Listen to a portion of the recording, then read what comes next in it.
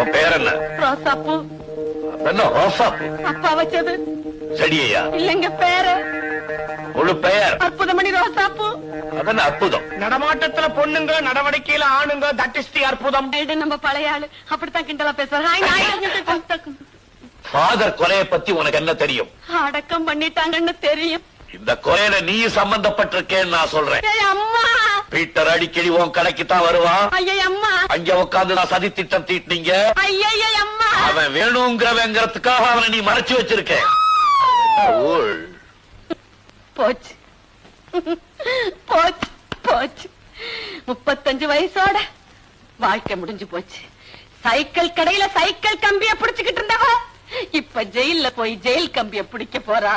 ஞானப்பிரகாச தேவ சகாயம். யாரது? எங்க அப்பா. சாந்தமணி அதிசய ராணி. அது யாரு? எங்க அம்மா.